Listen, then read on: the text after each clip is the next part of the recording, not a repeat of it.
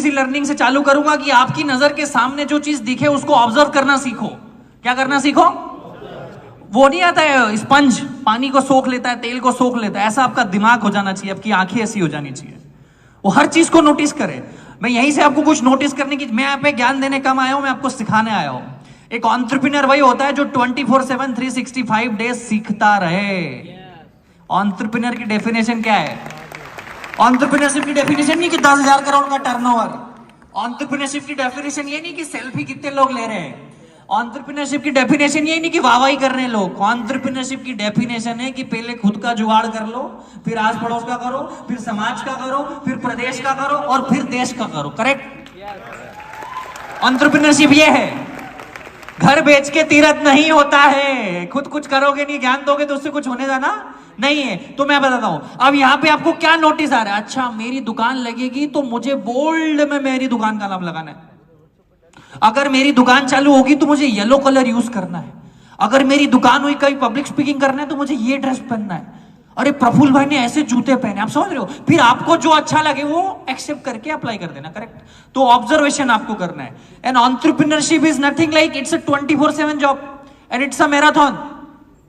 Every day you meet people and you greet people. तो ऐसे ही मैंने भी अपनी जिंदगी चालू करी, सीखता रहा, बताता रहा। पिताजी के साथ बैठता था, पिताजी के दोस्त आते थे, वो बड़ी बड़ी बातें करते थे, मेरे बिजनेस में ये हो गया, मेरे घर में ये हो गया, मेरी इतनी कुंटल सोयाबीन पकी, इतने गेहूं पके। तो मैं उन कॉन्वर्सेशन का हिस्सा बनने लगा। तो मेरी उम्र के जो लोग बातें करते थे कि वो पिक्चर देखने चले, वो वहां चले, वो सारी चीजें खत्म हुई। तो धीरे धीरे सुपड़ा लग गया। तो अच्छी अच्छी चीजें मेरे पास आ गई, कंकड़ और जो भी बेकार की चीजें थी वो नीचे चले गई। अगर आपने डेली बेसिस पे अपने मित्रों को बदल दिया, अपने विचारों को बदल दिया, अपनी बातों के टॉपिक्स को बदल दिया, तो आपकी जिंदगी की तरक्की का सिक्का वहां से चालू हो जाता है।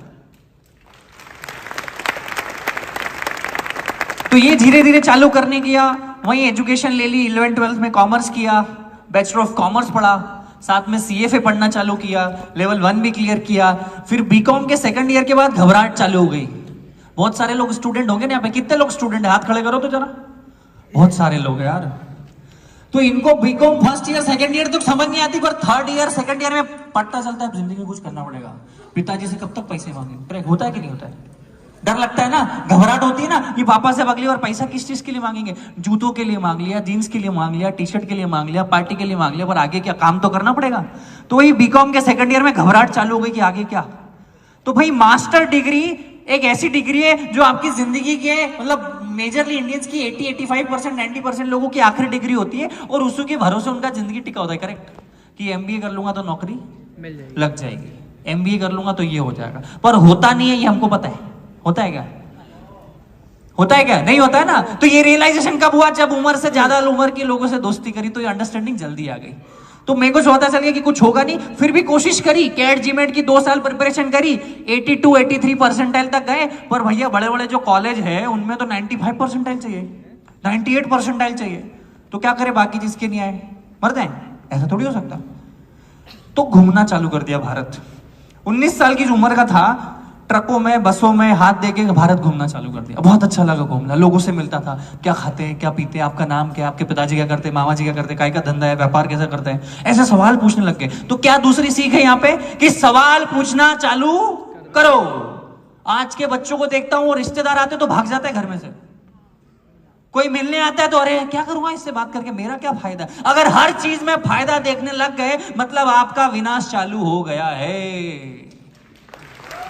हर चीज में फायदा अगर देखने लग गए हो कि इससे मिलके क्या मिलेगा, ये मेरे को कोई पैसे थोड़ी दे रहा, ये मेरे फॉलोअर थोड़ी बढ़ा रहा, ये मेरी जिंदगी में कुछ कर थोड़ी रहा, मेरे को क्या फायदा, मेरे को क्या फायदा, मेरे को क्या फायदा के चक्कर में सबसे बड़ा नुकसान हो रहा है जिंदगी में।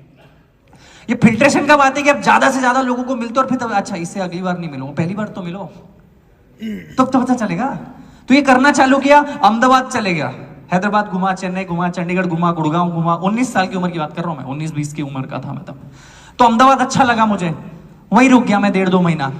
एक फेसबुक पे फ्रेंड बना था, हम तो गांव किसानों में बड़े बड़े, तो वहां पे कोई बड़े उम्र के दोस्त भी नहीं थे, मतलब बड़े पैसे वाले कोई दोस्त भी नहीं थे हमारे गांव में। तो एक फेसबुक पे फ्रेंड बना, तो उससे मैंने उसकी पल्सर गाड़ी ले ली और फिर पूरा अहमदाबाद घुमा 1.5-2 महीने। बहुत मजा आया घूम के। अरे व्यापारिक क्षेत्र है, हम किसान के बेटे हैं, वहां पे व्यापार करते हैं, मेरे जैसे लोग मिले जो कुछ करने वाले स्पिरिट वाले लोग थे। तो 1.5 महीने के बाद समझ आया कि आप क्या पेट्रोल तो जला लिया 4-5 हज़ार का, काम तो करना पड़ेगा ना। तो मैकडॉनल्ड्स में गया, 4 मैकडॉनल्ड्स में गया, 4 मैकडॉनल्ड्स में गया कि मैं बीकॉम पास हूं, मैं ये करता हूं। तो वो मैनेजर भैया ने नौकरी नहीं दी। उसको ऐसे लगा कि कल को ये प्रमोट हो जाएगा क्योंकि वेल एजुकेटेड और मेरी नौकरी खा जाएगा। तो 5वें मैकडॉनल्ड्स में जाके बोला, सर मैं 10वीं पास हूं, मेरे को नौकरी दे दो। कभी कभी झूठ बोलना भी पड़ता है। तो उनने नौकरी दे दी, 37 रुपए घंटे में वेटर की नौकरी करी 5 महीने मैकडॉनल्ड्स में। क्यों मैकडॉनल्ड्स में करी? एक ही रीजन था कि अमेरिकन क्या करते हैं।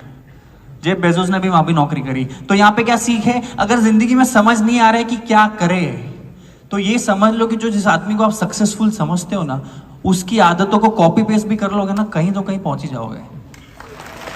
अगर जिंदगी में आप कंफ्यूज हो, आपको लग रहा है कि क्या करूं, तो किसी को तो अपना आदर्श मानते होंगे ना, किसी को तो अपना आदर्श मानते होंगे। विवेक सर को मानते होंगे कि मैं सक्सेसफुल मानते होंगे, मानते हो कि नहीं मानते हो?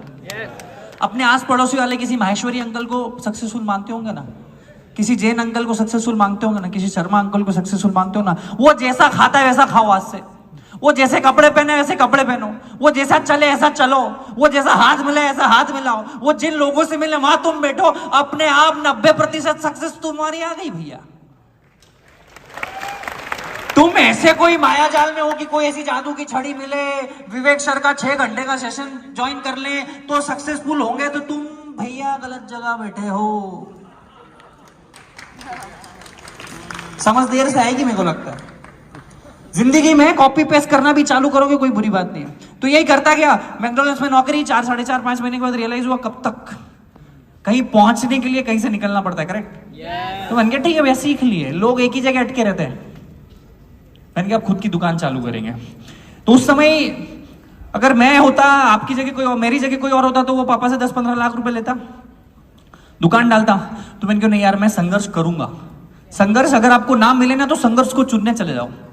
संघर्ष अगर किसी कारणवश आपको नहीं मिला है, आपके माँ बाप ने बहुत मेहनत करके अगर आपको संघर्ष नहीं करने दिया, जो कि आज के माँ बाप का सबसे बड़ा दुख है। आप बहुत सारे लोग यहाँ पे माँ बाप होंगे, आप इसलिए मेहनत करते हो, इसलिए दिन रात संघर्ष करते हो कि आपकी औलाद संघर्ष ना करे। ये अपने आप में बहुत बड़ा संघर्ष है। आप इसलिए मेहनत करते हो कि मेरे बेटे को टेंशन ना हो। आप अपने आपने पंखे में गुजारी जिंदगी और आप उसको ऐसी दे देते हो, तो वो संघर्ष नहीं करता है और आगे जिंदगी में आके उसको बहुत दिक्कतें होती है। तो ये रियलाइजेशन मुझे हो गया। मैंने कहा मैं संघर्ष आया नहीं मुझे मजबूरी में, मैंने संघर्ष चुना है कि मैं ठेला डालूंगा। क्योंकि मैं हमेशा बोलता हूं dream big, dream start small, act now. बहुत बड़ा सोचो, सोचो हाथी खाना है, सोचो हाथी खाना है, बोलो हाथी खाना है, हाथी खाएंगे, हाथी हाथी। आप कैसे खाएंगे? 1000 टुकड़ों में पहले काटेंगे उसको, फाड़ फाड़ फाड़ फाड़ फाड़ फाड़ फाड़ फाड़ फाड़, एक एक टुकड़ा रोज खाएंगे। जल्दी किसको है? जल्दी है क्या? हाथी भी खाना है और जल्दी भी खाना, ये दोनों एक साथ नहीं चलेगा। तो सोचा ड्रीम बिग स्टार्ट स्मॉल, एक नाउ ठेला चालू कर दिया। खुद ने चाय का ठेला चलाया, खुद ने चाय बेची, खुद ने बर्तन मांजे, सब कुछ खुद किया, संघर्ष किया और 2 साल चाय बनाई। क्योंकि वहां से बहुत सारा सीखने को मिलता है। 8000 रुपए से चालू किया था। क्यों चालू किया था? कि अगर 1-2 बार पहली बार में 10-15 लाख रुपए लगा दोगे ना, कल को नुकसान हुआ ना, तो जिंदगी में कभी व्यापारी नहीं बन पाओगे। सारे दुख झेल जाओगे और वो पैसे का जो दुख है ना, वो आदमी को कुछ सोचने समझने के लायक ही नहीं छोड़ता है। तो 8000 से चालू किया, तो एक तो पॉसिबिलिटी थी कि सब कुछ लूट जाएगा पर पैसे तो नहीं लूटेंगे, और अगली बार पापा से मांगेंगे एक और 8000 रुपए की किस्त मांग लेंगे, क्या जा रहा है। और अगली बार 10 लाख मांगते तो पापा नहीं मारते, घर से भगा देते। होता है ना बहुत सी बार। तो अगर आप 20, 21, 22 के हो तो सेठ बनने की कोशिश मत करो, मजदूर बनने की कोशिश करो। कितने ही सूरत के व्यापारी है जिनके 5-5, 7-7 हजार करोड़ के बिजनेस है, उन्होंने उनके बच्चों को यूएस भेजा कि तू मैकडॉनल्ड्स में जॉब कर, स्टारबक्स में नौकरी कर, बैंक बीपीओ में जॉब करवाते हैं उनको, क्योंकि उनको जिंदगी के फलसफे पता चले। अगर आपको 1 रुपए की वैल्यू नहीं है तो इस बात की क्या गारंटी है आपको 100 रुपए की वैल्यू होगी। अगर आपको 100 रुपए की वैल्यू नहीं तो इस बात की क्या गारंटी कि आपको 1000 की वैल्यू होगी। अगर आपको 1000 रुपए की वैल्यू नहीं तो इस बात की क्या गारंटी कि आपको 1 लाख रुपए की वैल्यू होगी। 1 लाख रुपए की अगर वैल्यू नहीं तो आपको किस बात की गारंटी कि आपको 1 करोड़ की वैल्यू होगी। तो earn that first rupee first. मैंने पहले दिन 5 लोगों को चाय बेची, 150 रुपए का धंधा हुआ। लोग मेरे पास नहीं आ रहे थे, मैं लोगों के पास गया। पहले दिन चाय की दुकान जब ओपन करी तो लोग मेरे पास नहीं आ रहे थे, तो मैं हाईवे, एसडी हाईवे, कितने लोग अगर अहमदाबाद में पता हो तो एसडी हाईवे करके एक जगह है, तो वो पे कारें खड़ी होती है, तो लोग मेरे पास नहीं आ रहे थे, तो मैं लोगों के पास चले गया और उनकी कार पे नॉक करता, hello my name is Praphull Billauri, would you like to taste my tea, I make awesome chai. तो बोले ये भाई कौन है अंग्रेजी बोलने चाय वाला, भाई लाओ तुम्हारी चाय। तो ये अलग क्या सीखी, अगर लोग आपके पास नहीं आ रही तो आप लोगों के पास चले जाओ, किसी को तो आना जाना पड़ेगा ना। अगर कोई आपको फॉलो नहीं कर रहा है तो आप उसको फॉलो कर दो, वो आपको फॉलो बैक कर देगा। अगर कोई आपको अपना नंबर नहीं दे रहा है तो आप उसको नंबर दे दो, वो मिस कॉल तो देगा। कोई अगर आपसे हाथ नहीं मिला रहा है तो आप हाथ बढ़ा दो, आपको हाथ बढ़ाएगा तो सही।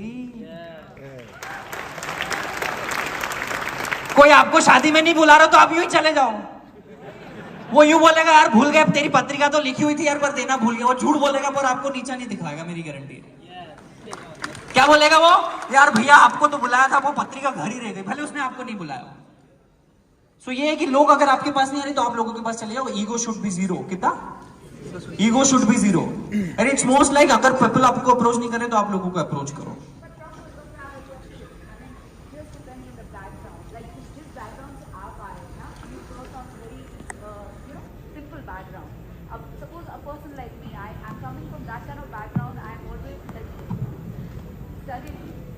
वो मैं वही बोल रहा हूं ना कि हम लोग बैकग्राउंड से फर्क नहीं पड़ता है। कर्मण्येवाधिकारस्ते मा फले सुखदाचन। आज अगर दुनिया के सबसे अमीर आदमी जेफ बेजोस है, उनको तो काम करने की कोई जरूरत नहीं है, उनके आने वाली 10 जनरेशन में कोई पैसा मिलेगा, फिर भी वो काम कर रहे हैं। आपका बैकग्राउंड क्या है, आपकी जात क्या है, आपकी बिरादरी क्या है, आपकी एज क्या है, आपका जेंडर क्या है, आप अच्छे दिखते हो, मैं वही बोल रहा हूं, ये आपको फिगर आउट करना पड़े। मैंने चाय बेची, आप हेलीकॉप्टर बेचो, क्या फर्क पड़ता है? आपका बैकग्राउंड अगर स्ट्रांग है तो आप कुछ और बेचो ना।